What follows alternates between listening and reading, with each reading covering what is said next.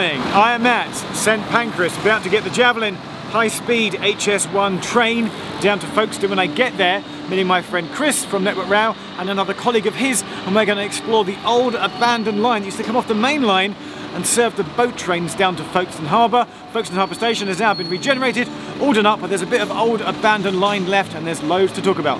Let's go.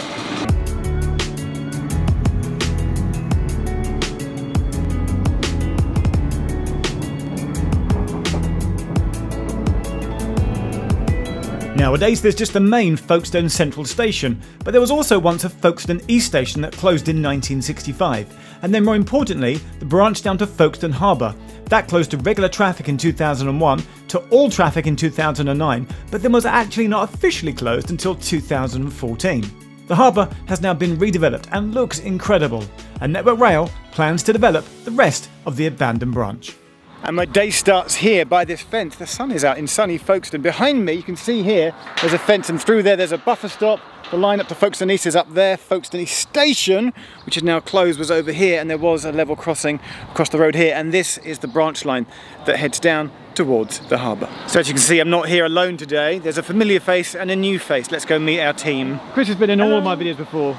Probably all, you're in too many of my videos, Chris. I'm sorry, I'm just a massive tart. What can I tell you? But we have a new friendly face. Hello. Hi. You're Mark. I'm Mark, I'm from Network Rail, Mark Ellaby. Thank you, Mark. What do you do? I'm a senior sponsor for Network Rail, which doesn't really explain the job role at all. But basically I'm like a super project manager, if you will. So I deal with all the weird and the wacky stuff, the different stuff that there isn't really a place for, including closing Folkestone Harbour branch line. So you can answer the question today, which is why is Folkestone Harbour branch line closed? Don't tell me now. So this was a foot crossing, and you had the up and the down line. You can still see the down line, the old tracks there with the check rails. A couple of years ago we actually took out the up line itself, but we left the down line in place, and we'll explain a little bit more about that later. It's been a while since this has been open. Last time I was on this line, I was on a train. What year was that? It was 2009. So the Orient Express, why is the Orient Express VSOE? It's the Venice Simplon Orient Express. Last ran down here in November 2008? That's correct, yeah. Followed by Hastings Heritage Society, ran a diesel unit in December. Correct. But then there was a steam train. Which was the last ever, and that was Oliver Cromwell. 2009? 2009, yeah, March 2009. So you, Chris, you were on it in 2009? I was on it, yeah, absolutely, man. Well, Folkestone's where I'm originally from, so it was a big deal to be on that train and to come up here. So if you look over there, there's the old semaphore signal wires. So that's where the old signalling system would have run from Folkestone East box all the way down to the harbour box. And it ran down, and then you've got these repeaters periodically along the way. So you can still just about make those out, which is quite interesting, quite cool to see. The plan originally was that, and still is to an extent, but depending on time, is that it will be a pathway, a walkway, cycle path, which goes from the top, where we were at the level crossing earlier, right the way down into the harbour area, and we'll get down to that a little bit later. But the beauty of it at the moment is you can see how nice it is with all the vegetation and how pleasant that will be as a park. But what we really need to do is get the fences down so that people can get in and amongst it and create a really nice safe walking route. So the idea was that we'd leave the rails, or at least one of the tracks behind, because there were originally two, so that when it does get developed into a sort of nice little parkland, it's got that kind of railway theme.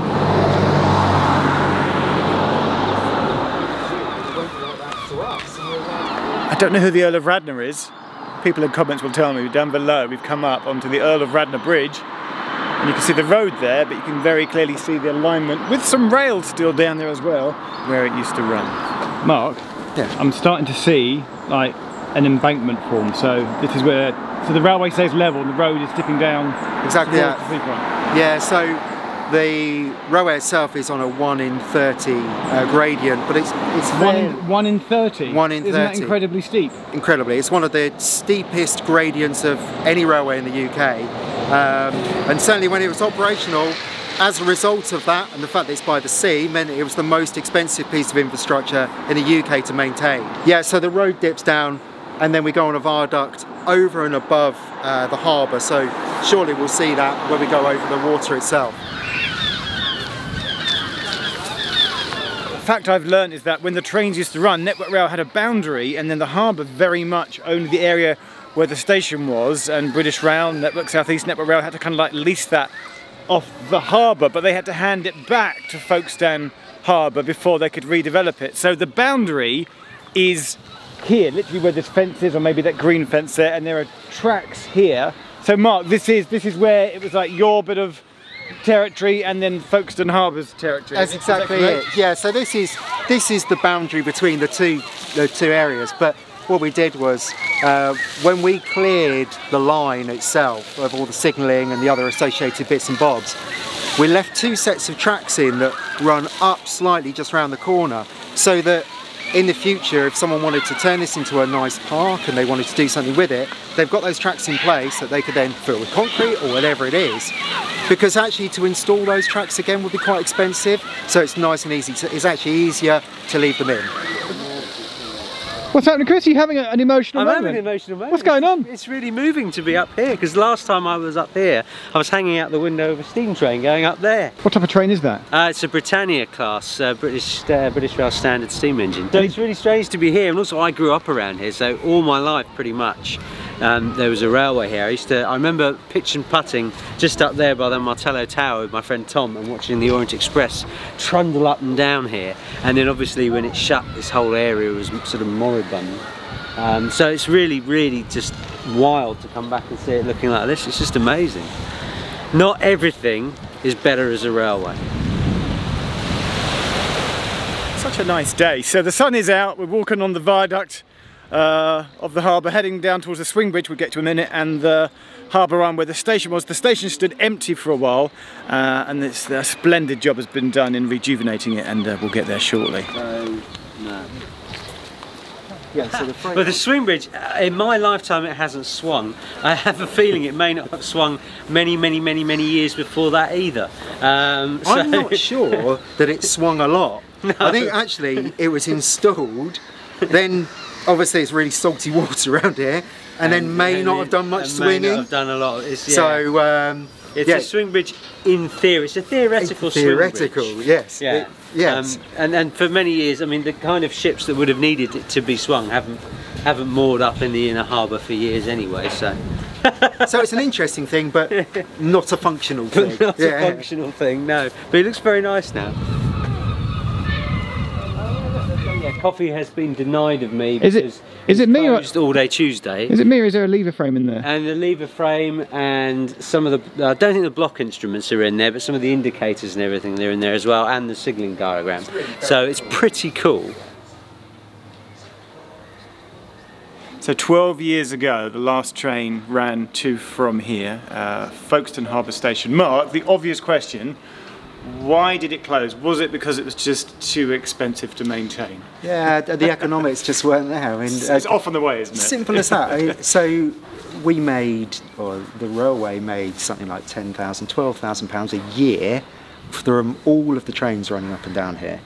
And yet we had a renewals bill and a maintenance bill of something like £7 million over a period of time. Whilst we weren't making a lot of revenue from it, there are also better uses for it. So 1 or 2 charter trains wanting to be the last train down here is all very good, but actually it's much better in its new state. So for lots of community use and a range of people, and I think that was the more important thing, was not just the economics but the future use of it. But in its heyday it met boat. They were boat trains. So what, you get a train out of Victoria or London Bridge? You get boat train from Victoria down to here, straight on the ferry across to Boulogne, and that worked really well. But that was back in the days when that was a popular thing to do. And the economics again were slightly different because it was part of British Rail, so it was part of the whole system.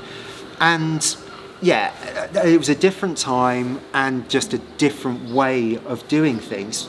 This is now a leisure place. It's something completely different.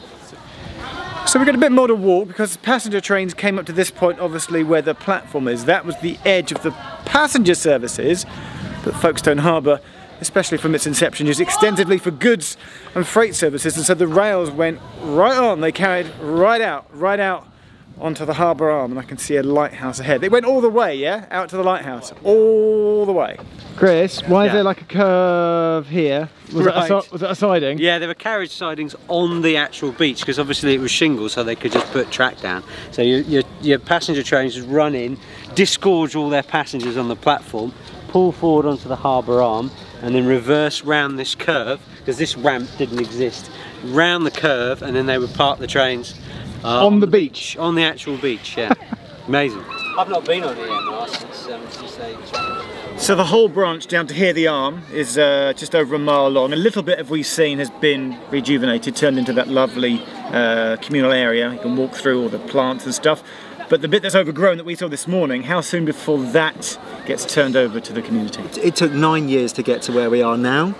I expect it to be a lot less than that to get the top parts to be something like this, so that it has a continuity from the top to the bottom, and it's usable for the general public. And will it go all the way to Folkestone East Junction? How close to the main line will it go? The plan is to get it all the way out to Folly Road Crossing. So you join there, which is where the National Cycle Path ends, right. And then pick that up all the way down into Folkestone, down into the harbour, where it can then go along the seafront.